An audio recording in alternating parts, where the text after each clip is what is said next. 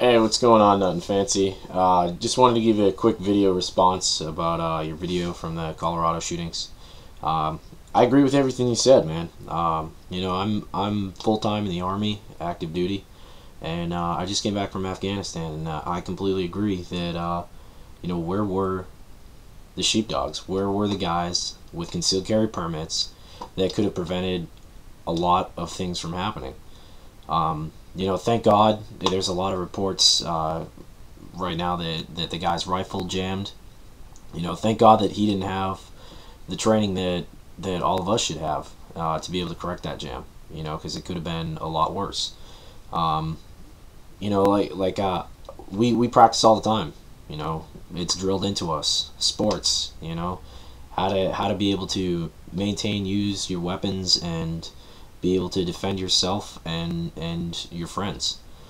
And it's really sad, and my heart goes out to the families of all the victims and the victims themselves.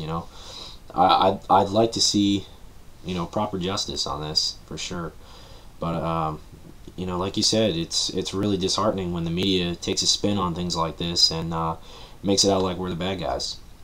Now, I don't leave my house without what you see here on the table. I mean, it might seem a little bit much considering I carry a tourniquet and stuff like that, but I do that because of my time deployed. I've seen what this stuff can do, and honestly, there's been a lot of things that have brought me to this in particular area, and like I said, it's something that I feel like every American in their right mind should do, because there are crazy people out there, and you might be a good person and you might think, hey, this isn't for me. Hey, that's fine, man. If it's not for you, if carrying a weapon is not something you feel comfortable doing, by all means. But I believe everybody should, because the citizens that are out there that are good greatly outnumber the people that are bad. And if more people carried stuff like this, you would have a lot less instances of bad things happening. I'm actually from one of those really terrible states with gun restrictions, Massachusetts. I got my license to carry Class A concealed in Massachusetts when I was 21. And it was about a 6-month process for me. Me being in the military, I had never been arrested in my life. I have never had any issues.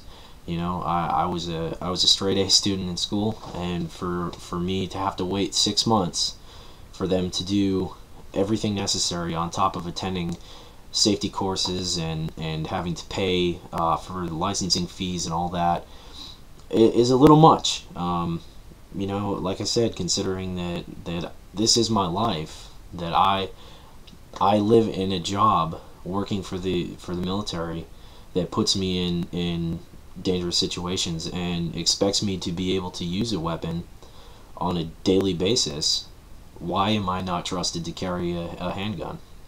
And that is pretty disheartening. But at the same time, I've now moved to a much better state.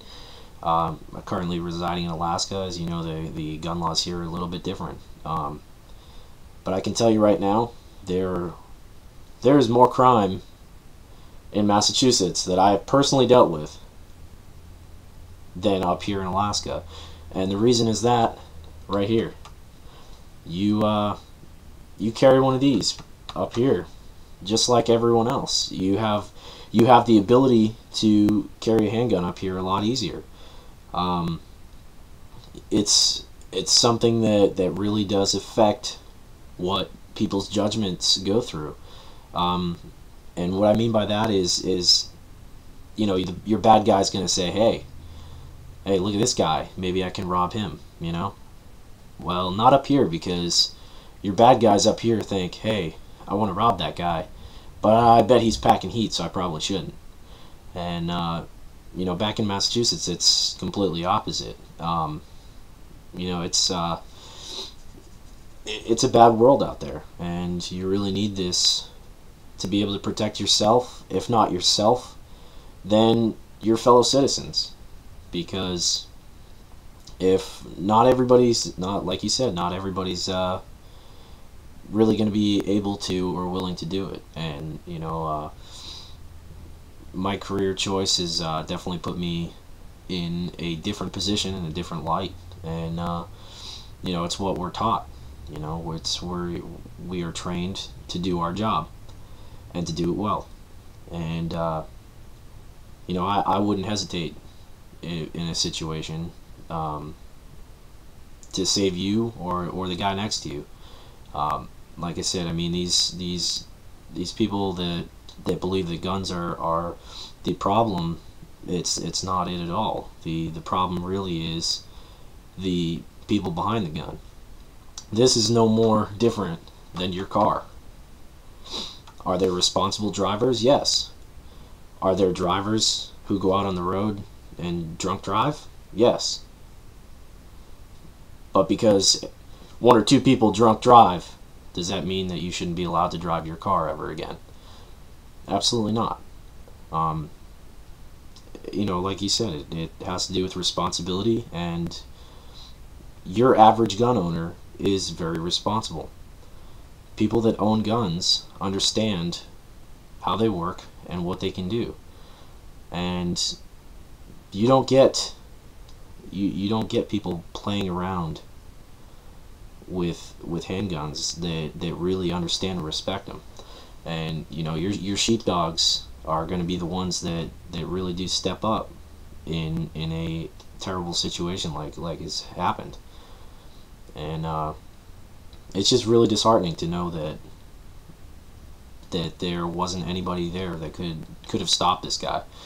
And like I said, I thank God, seeing these reports that his AR jammed and all that he didn't know what he was doing. And a lot of people get mad that I say that, but to be honest with you, if he did, it would be a lot different story. And I don't know, that's about it, really, just kind of wrapping it up.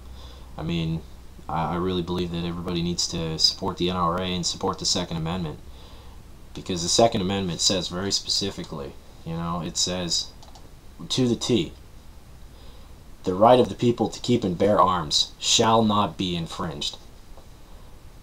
So that's from your forefathers, guys. You should stand by that. You should stand by the Constitution and stand by everything that it stands for. And don't let somebody tell you that you're not allowed to, because this is to protect you. It's to protect your neighbor. It's to protect your friends. It's to protect your family. And if you're not willing to carry it, I sure as hell will for you. So, alright guys, I'm signing off.